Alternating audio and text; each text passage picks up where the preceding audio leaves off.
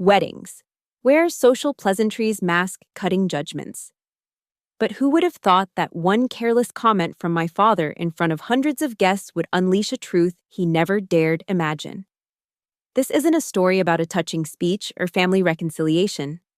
This is about the moment I made my father swallow every word he'd ever said about me, right in front of his own boss. My name is Isabel Morgan, and I was standing in the corner of the most expensive wedding venue in Charleston, watching my cousin's reception unfold like a perfectly choreographed performance of family dysfunction. The Ocean House Resort sparkled with crystal chandeliers and gold-rimmed champagne flutes, the kind of opulence that made my simple black dress feel like a funeral shroud among the peacock display of designer gowns. At 29, I'd learned to blend into the background at these family gatherings. It was easier than enduring the pitying looks and loaded questions about my life choices. My father, Richard Morgan, held court near the bar, his silver hair gleaming as he regaled a group of business associates with stories of his latest triumphs as executive vice president of Stellar Dynamics, the region's leading manufacturing conglomerate. At 60, he still commanded attention in any room, his voice carrying that particular authority that came from decades of corporate success. My mother Eleanor glided between guests in her pale blue Chanel suit, the perfect executive wife who'd mastered the art of charitable conversation. She moved with practiced grace, always knowing exactly what to say to make everyone feel important while revealing nothing of substance about herself. My siblings had inherited the family talent for social performance. Patrick, 32 and already climbing the corporate ladder at a prestigious investment firm, stood near the dance floor with his perfectly polished wife, gesturing animatedly as he told some story that had their circle laughing on cue. Claire, 27 and fresh from her MBA, worked the room like a politician, her engagement ring catching the light as she air-kissed distant relatives and college friends. They were the golden children, the ones who'd followed the prescribed path. Prestigious universities, respectable careers, appropriate marriages. They fit seamlessly into Dad's vision of success, like custom-tailored suits that never wrinkled. And then there was me. The disappointment. The one who'd stubbornly refused to play by the family rules, who'd walked away from the finance track they'd mapped out for me to pursue something with technology, a phrase they said with the same disdain they might reserve for something with refuse collection. I nursed my wine and watched the familiar dance of judgment, the sideways glances when people asked what I did for work, the way conversations died when I mentioned AI development, the patronizing smiles when I explained I ran my own company. They saw a single woman approaching 30, living in what they assumed was a cramped apartment, playing with computers like an overgrown child who'd never learned to grow up. If only they knew. The assault began subtly, as it always did. Patrick approached with his trademark smirk, champagne glass in hand, his wife trailing behind with that expression of manufactured concern that wealthy women perfected. "Still flying solo, Izzy?" he asked, using the childhood nickname I'd outgrown 15 years ago. "Mom's been worried about you, said you haven't brought anyone to a family event in, 2 years? "I'm selective," I replied, taking a sip of my wine. Claire materialized as if summoned by some invisible signal, her perfectly blown-out hair catching the light. "We just want you to be happy," she said with that syrupy tone that made my skin crawl. "I mean, 30's coming up fast, and you're still in that little apartment, playing around with, what was it, programming? Something like that. It's just that we worry." Patrick continued, his voice dropping to that patronizing whisper families reserve for discussing failures. "Dad says you're still doing that startup thing. But honey, most people your age have real careers by now. Stability, benefits, a retirement plan." My mother drifted over, her radar finely tuned to family drama. "What are we talking about?" "Just catching up with Isabel about her pursuits," Claire said, the word dripping with barely concealed disdain. "Oh, sweetheart." Mom sighed, reaching out to touch my arm. "You know we support you, but don't you think it's time to consider something more substantial? Your father has connections. He could get you interviews at real companies." "Real companies," I repeated flatly. You know what I mean. Places with structure, career paths, not these little tech things that fold overnight.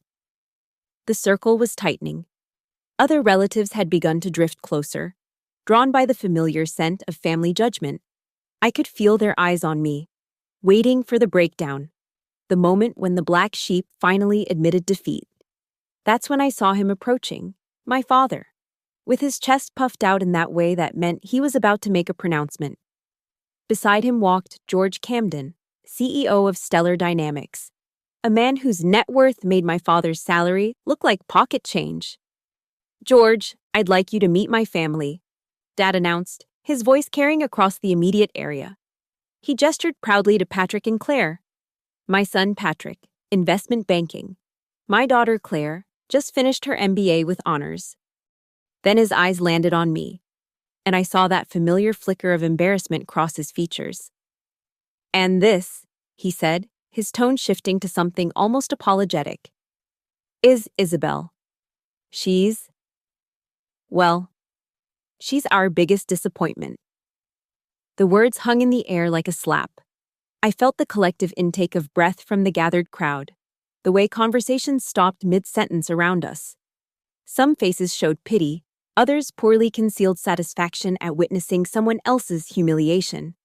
But I just stood there, wine glass steady in my hand, watching my father's face as he realized what he'd just said in front of his boss and half the wedding guests. I smiled. George Camden's eyebrows shot up, but not in the way my father expected. Instead of the polite nod and quick topic change that usually followed Dad's dismissive introductions, George was staring at me with an expression of dawning recognition. Isabel, he said slowly, his voice cutting through the awkward silence. Isabel Morgan. I watched as he pulled out his phone with the urgency of someone solving a puzzle. His fingers moved quickly across the screen while my family stood frozen, unsure whether to laugh off Dad's comment or pretend it hadn't happened. I knew I recognized you, George murmured, his eyes moving between his phone and my face.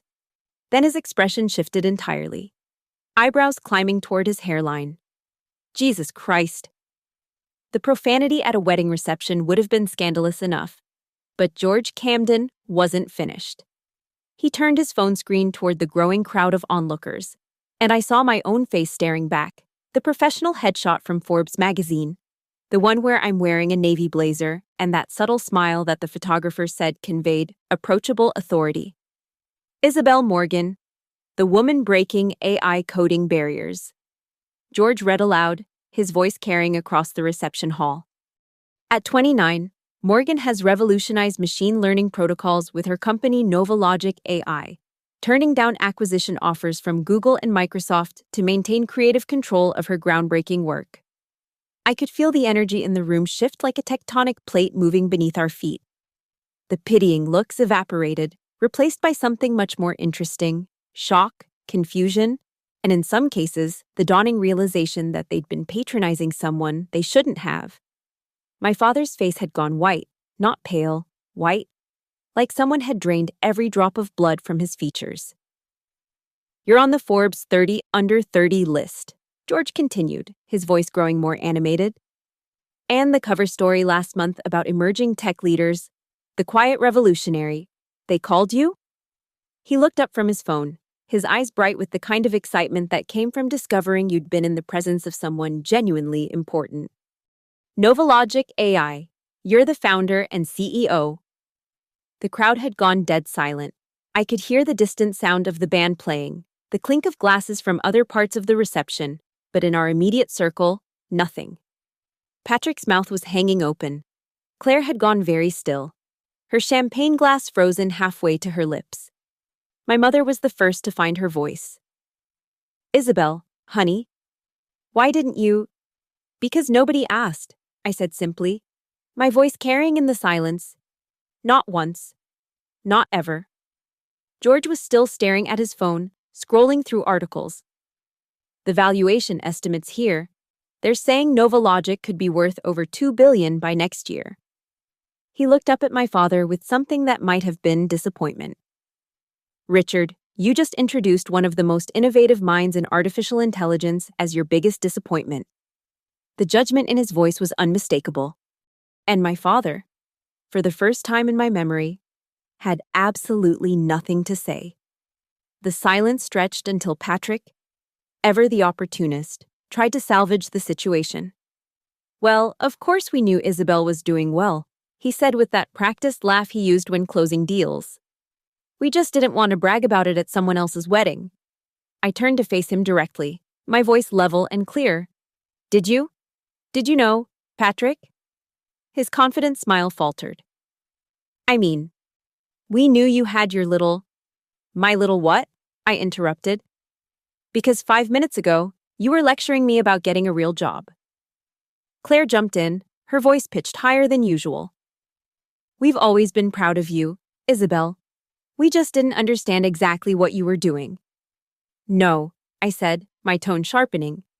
You didn't bother to understand. There's a difference. George was watching this exchange with the fascination of someone witnessing a car crash in slow motion. Are you telling me, he said to my father, that you didn't know your daughter founded one of the most promising AI companies in the country? Dad's mouth opened and closed like a fish gasping for air. She never. We thought it was just... Just what? I asked. A hobby? A phase? Something I'd grow out of once I came to my senses and got a real job? Isabel, that's not fair. My mother protested. You know we've always supported. Supported? I laughed. And it came out harder than I intended. Mom, you literally just suggested Dad pull strings to get me interviews at real companies because you assumed I was failing. The crowd around us had grown larger. Wedding guests drawn by the unmistakable sound of family drama. I could see phones being discreetly pulled out, probably to Google my name and confirm George's claims. The Forbes article mentions you turned down acquisition offers, George continued, his professional curiosity overriding social niceties. Multiple 9-figure deals, if I'm reading this correctly. 10 figures, actually, I corrected. The Google offer was $12 billion. Microsoft came in at 14. The number hit the crowd like a physical blow. I watched my father's face cycle through disbelief, shock, and something that might have been nausea. You turned down $14 billion, Claire whispered, her voice barely audible. I turned down $14 billion, I confirmed, because I own 73% of NovaLogic, and I'm not interested in being a very wealthy middle manager at someone else's company. Patrick was doing rapid calculations in his head, his investment banker brain working overtime. 73% of a company valued at $2 billion would make you worth more than Dad's entire division at Stellar Dynamics, I finished. Significantly more. George's eyes lit up with the kind of predatory interest that came from recognizing a business opportunity. Richard, you never mentioned that your daughter might be interested in strategic partnerships. My father looked like he was about to throw up. I didn't. I mean, we don't discuss anything, I said, my voice cutting through his stammering. Because you never asked. You just assumed I was failing and waited for me to admit it. The damage control began immediately. My mother's social training kicked in, her voice taking on that bright, desperate tone she used when trying to smooth over uncomfortable situations. Of course we've always been proud of Isabel, she said, her laugh tinkling like broken glass. We didn't want to overwhelm people with details about her success. You know how it is, nobody likes a braggart. Is that what you call it? I asked, my voice deadly calm. Pride? Claire stepped forward, her MBA training evident in how she tried to reframe the narrative. We've always known Isabel was brilliant, she said to George, as if I wasn't standing right there. She's just always been so private about her work. We respected her boundaries. My boundaries, I repeated slowly. Is that what we're calling it when you spend dinner parties telling everyone I'm wasting my life? Patrick, sensing the conversation slipping away from them, tried a different approach. Look, we're family. We tease each other. That's what families do. But we've always supported... Stop. The word came out sharper than I intended, cutting through his practiced damage control. Just stop. You want to know what family support looks like? It's not asking, when are you going to get a real job every time we talk? It's not introducing me to people as the one who plays with computers. It's not. I turned to face my father directly, calling me your biggest disappointment in front of your boss. Dad's face had gone from white to gray. Isabel, I didn't mean. You didn't mean for his boss to find out who I actually am, I corrected. But you absolutely meant what you said. You've been thinking it for years. George was watching this family implosion with the fascination of someone who'd stumbled into a much more interesting conversation than he'd expected. Richard, he said slowly, I have to ask, if you had known about your daughter's success, would you have mentioned it? The question hung in the air like a loaded gun. My father's mouth opened and closed several times before he managed to speak. Of course I would have, he said. But his voice lacked conviction. Would you? I asked, my tone deceptively mild. Because you've had plenty of opportunities. Every family dinner, every holiday, every time someone asked what your children do for a living. You've been perfectly happy to brag about Patrick's investment banking and Claire's MBA. But you've never once asked me about my work. Not once. My mother was wringing her hands now, her composure cracking. Sweetheart, that's not entirely fair. We did ask. You asked if I was still playing around with that computer thing, I said. You asked when I was going to settle down and get serious about my career. You asked if I needed Dad to make some calls because clearly I couldn't figure out how to be successful on my own. The crowd around us had grown uncomfortably large, wedding guests drawn by the spectacle of a family publicly destroying itself. I could see my cousin, the bride, hovering at the edge of the group, torn between curiosity and horror that her wedding reception had become the backdrop for this revelation. That's not pride, I continued, my voice carrying across the hushed crowd. That's not support. That's pity dressed up as concern. George's business instincts had fully awakened now. He was studying me with the intensity of someone who'd just realized they were in the presence of opportunity. Ms. Morgan, he said, his tone shifting to something more formal, more respectful. I'd be very interested in discussing potential strategic partnerships between NovaLogic and Stellar Dynamics. We're looking to modernize our manufacturing processes, and AI integration is exactly the kind of forward-thinking approach we need. I could feel my father's eyes on me, probably calculating how this conversation might benefit his own position. But George's next words cut that hope off at the knees. Of course, given the scope of what we'd be discussing, I'd want to work directly with you and your executive team. Perhaps we could arrange a meeting with our board of directors next week. I'd be open to that, I said, my voice carrying across the now silent crowd.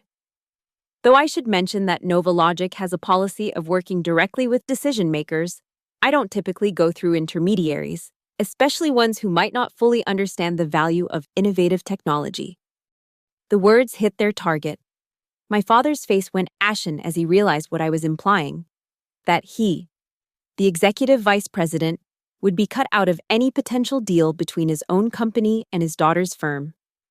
George nodded approvingly. Smart policy. Too many good opportunities get lost in translation when they go through multiple layers of management, especially when those layers don't recognize talent when it's right in front of them. The dig was subtle but unmistakable. I watched my father's shoulders tense as his boss essentially told him he'd failed to recognize the value of his own daughter.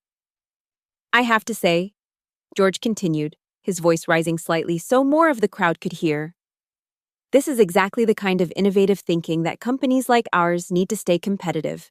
Young leaders who aren't afraid to disrupt traditional models. I seized the moment, my voice carrying across the reception hall. That's something I've always believed in, that innovation comes from challenging assumptions, not from following the same tired playbook everyone else uses. The crowd was hanging on every word now. This wasn't just family drama anymore, it was a masterclass in power dynamics, played out in front of Charleston's social elite. Success, I continued, my eyes moving deliberately across my family's faces, isn't about following someone else's definition of achievement. It's about creating something that matters, something that pushes boundaries, something that forces people to rethink their assumptions about what's possible. My father looked like he was about to be sick. George was nodding approvingly. Patrick and Claire were frozen in place, probably running damage control scenarios in their heads. I've never needed my family's approval to succeed, I said, my voice clear and steady.